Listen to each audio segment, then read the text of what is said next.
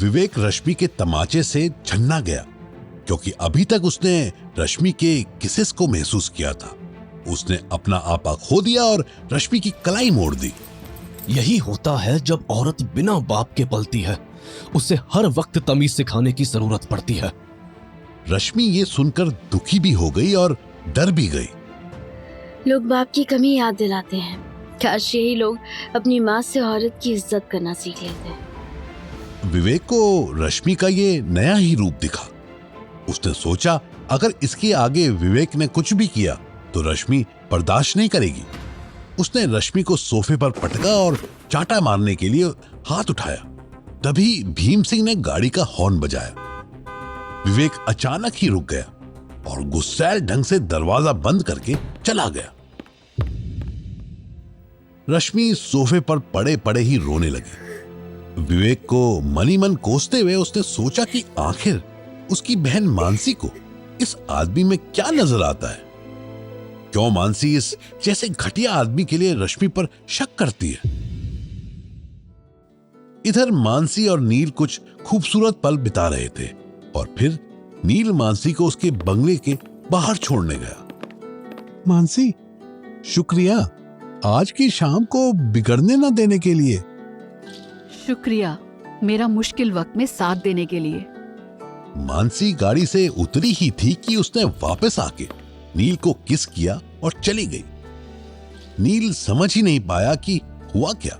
उसने भी go with the flow में मानसी को किस किया और निकल गया। वो पूरे रास्ते मानसी की नोज रिंग के बारे में सोचने की कोशिश कर रहा था और फिर उसके मन में रश्मि का ख्याल भी आने लगा। रश्मि को याद करके उसे विवेक और उसके द्वारा की गई बेइज्जती याद आने लगी। इन सब की रात ऐसे ही यादों में गुजरी। अगली सुबह रश्मि भी जल्दी उठी और पौधों को पानी देने लगी। तभी उसके घर पर उसकी माँ शिवांगी की दस्तक हुई। माँ, इतनी सुबह सुबह कैसे? बेटा तुम्हारी फिक्र है मुझे। पूछने आई थी कि तुमने किसी डॉक्टर से कंसल्ट किया या नहीं। ये कैसी फिक्र है माँ, जो बिना किसी शर्त के दिखती नहीं है? रश्मि, तुम इस मामले में जरा भी नाकामी का रिस्क नहीं ले सकती हो।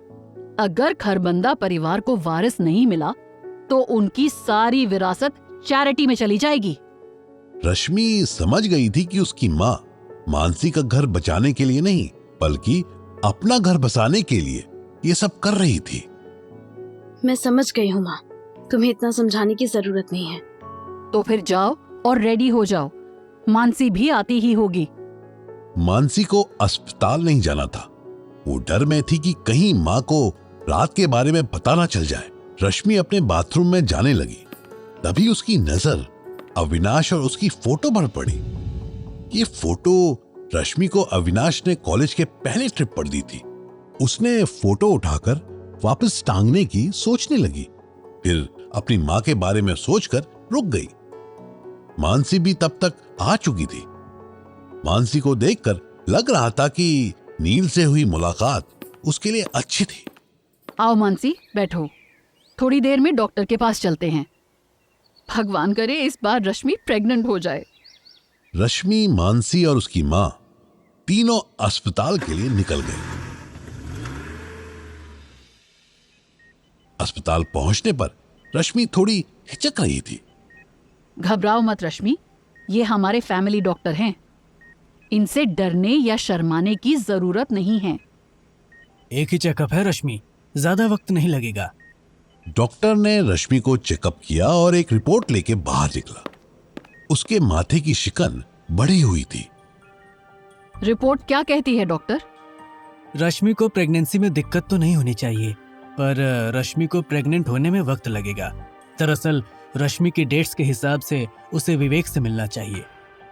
ये खबर सुनकर मानसी का चेहरा ही उड़ गया। उसको वापस से रश्मि और विवेक को हमबिस्तर होते देखना होगा। कौन सी डेट्स के हिसाब से डॉक्टर?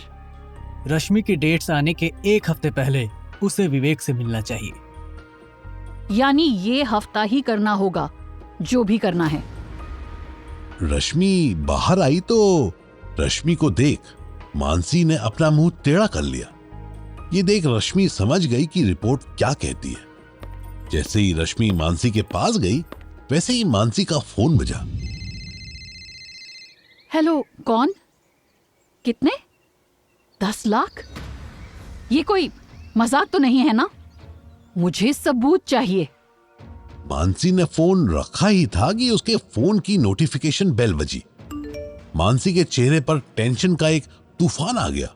ऐसा लग रहा था कि उसने फोन में भूत देख लिया हो। मानसी ने रश्मि को देखा। वो रश्मि के पास दहकती हुई आंखों से आई। रश्मि, तुम कल विवेक के साथ ही थी ना? तुम कल नील के साथ नहीं थी क्या? थी माँ, जब विवेक जी आए तो नील भी साथ में ही था। मानसी, क्या हुआ बेटा? शिवांगी ने फोन में देखा तो उसके भी होश उड़ गए। शिवांगी ने देखा कि विवेक और एक एक्ट्रेस दोनों किस कर रहे थे। पापराजी को कॉल था। कह रहे थे उनके पास एक फोटो है, अगर मैंने उन्हें 10 लाख नहीं दिए तो वो ये फोटो पब्लिश कर देंगे। रश्मि ने विवेक की ये फोटो देखकर खुद को कोसा कि आखिर विवेक इतना कैसे गिर सकता था। एक तरफ वो रश्मि से फ्लर्ट करता रहता है, दूसरी तरफ वो मानसी का पति है। मानसी ने रश्मि की तरफ देखा ही वो बस रश्मि की मौजूदगी से ही परेशानी में बैठी थी। रश्मि जैसे ही रिपोर्ट्स को लेने के लिए बढ़ी, उसकी नजर आईसीयू में एक लड़के की तरफ पड़ी जिसके बगल में नील बैठा हुआ था। आखिर वो आदमी कौन था? नील उसके बगल में क्यों बैठा था? क्या मानसी रश्मि को हम बिस्तर होते हुए देख पाएगी? जानने के लिए देखिए इस कहानी का अगला हिस्सा कुकू एफएम पर।